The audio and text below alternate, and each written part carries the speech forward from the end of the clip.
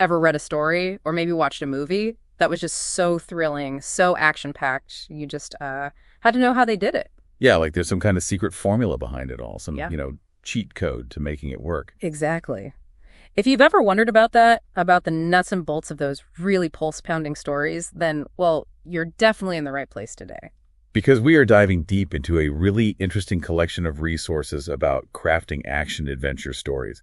We're looking at Dixon Kinqade's online guide. Yeah, and it's getting some buzz. Robin Patterson, who founded the Kung Fu action theater called The Plot Outlines, remarkably complete.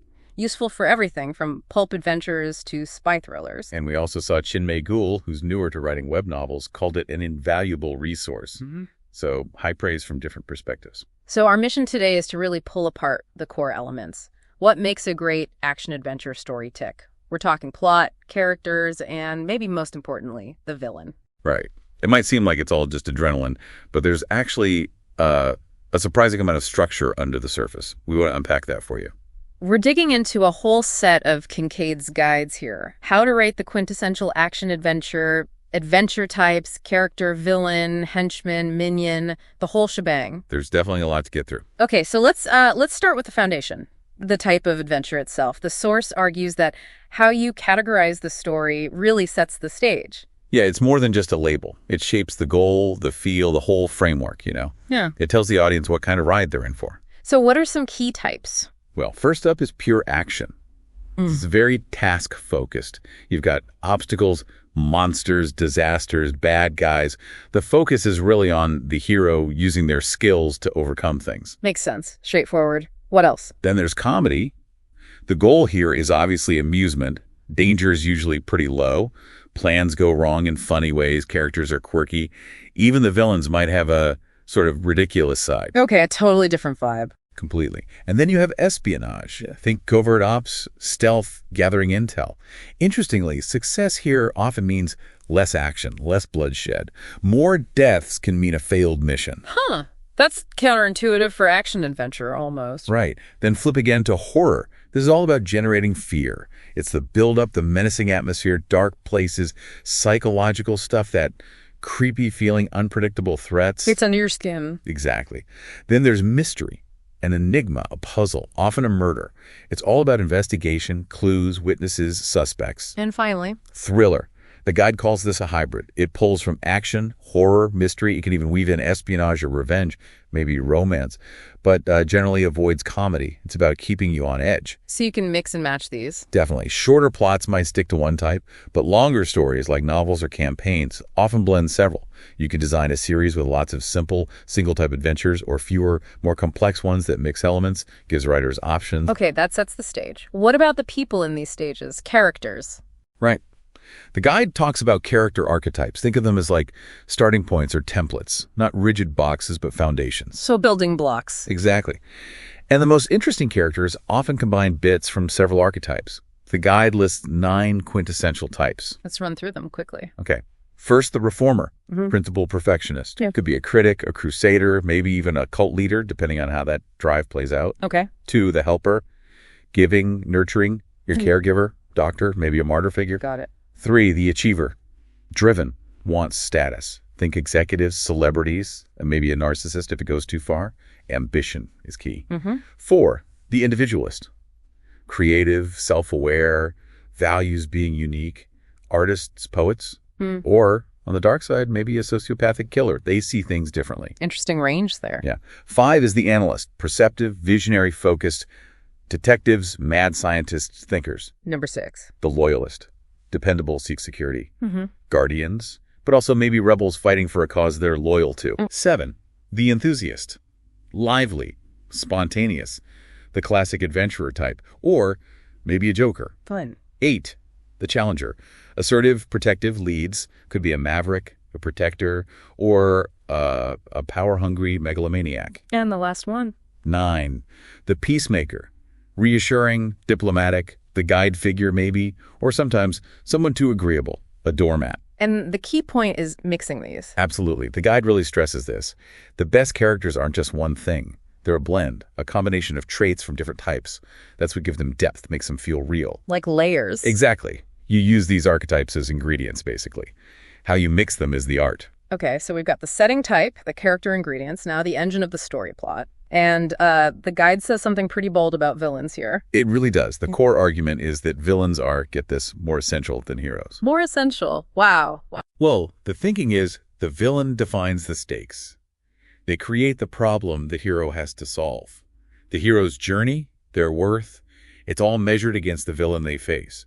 A weak villain means a less impressive hero. Okay, I can see that. The villain raises the bar. Precisely. And this leads to two ways to design the adventure. Method 1, build the plot, then slot in a villain. And method 2? Method 2, start with the villain. Figure out who they are, what they want, then build the plot around them. The guide suggests this is often easier and leads to stronger, more character-driven stories. Why start with the villain, though? Because they usually kick things off. They're the ones with the plan, the desire that disrupts things. The hero often reacts, at least initially. The villain gives the hero their purpose, their reason to get involved. So from a design view, the adventure is kind of the villain's story too. So what makes a good villain then? Not just a cardboard cutout. The secret sauce, according to the guide, is motive, desire, and denial. What do they want? Like deep down, why do they want it so badly? And what, or usually who, is stopping them? Usually the hero. Those questions make them feel more real. Right. It makes their actions understandable, even if not justifiable. And it hooks the audience. They want to see if the villain will get what they want or if the hero can stop them. And this conflict usually starts with a specific moment. Yeah, the inciting incident, that's the spark. The event that throws the hero and villain into direct conflict creates that urgency. It could be the villain doing something that affects the hero, or maybe the other way around. But it's the point of no return, really. Okay, villain sets the ball rolling. What about the path the ball takes, the plot structure? Is there a common map? There is. The guide outlines the quintessential adventure plot formula. It's basically a version of the hero's journey, broken into 11 stages. Starts with the call to adventure. Right, when the hero's normal life gets interrupted. Then often comes the refusal of the call. Hero's hesitant, needs a push. Maybe from a mentor. Exactly. Stage 3 is meeting the mentor. Guidance, tools, wisdom. Then 4, crossing the threshold, entering the special world of the adventure. No turning back now. Then comes the tough part. Yep. Stage 5, tests, allies, and enemies. Navigating the new world, facing challenges, figuring out who's who. Leading up to the big confrontation. Right. 6 is the approach, preparing for the main challenge. 7 is the ordeal, the biggest test, the crisis moment. If they survive that. They get the reward, stage 8. But it's not over. 9 is the road back, heading home, often facing more trouble. Almost there. 10 is the resurrection, a final test, proving they've changed, maybe a near-death moment. And finally, 11, the return, back to the ordinary world, but transformed, maybe bringing back some boon or knowledge. It's a classic structure, but the guide says not every story follows it exactly. Now, it's a framework, not a rigid rule, but using it has advantages. Well, it gives you structure, helps with pacing. Readers recognize it, consciously or not, which can be satisfying. Might even make it easier to market, oddly enough. And it's a great tool for brainstorming. Okay. Now, the guide also has a more specific outline, right, for a classic hero versus villain story. Yeah, the basic plot outline. 18 steps. It hits all those tropes you expect. Exotic location, maybe damsel in distress, meeting the main henchman, a chase scene, getting captured, escaping, the final showdowns, a twist, the resolution. Very recognizable action-adventure beats. Like a reliable recipe? Pretty much. But then there's also the expanded options plot outline. This acknowledges that the basic recipe is just that basic. You can make it way more interesting. How so? By rearranging things, adding twists, which we'll get to, adding subplots, changing up the climax. It shows the flexibility. And it gives lots of options for just starting the story, right? Yeah. How the hero gets the mission. Oh, yeah. Tons. It's not always, here's your mission. It could be the villain attacks the hero directly. Or maybe a voyeur gets obsessed with the hero. Or the hero accidentally commits a crime. Or there's a conspiracy hidden in a seemingly perfect town. Really opens up the possibilities for kicking things off. So lots of ways to customize that basic framework. Exactly. It shows how you can use the structure but still be really creative. Okay, we got structure, we've got characters. But what makes a story really pop? You know, unforgettable. This is where plot twists come in.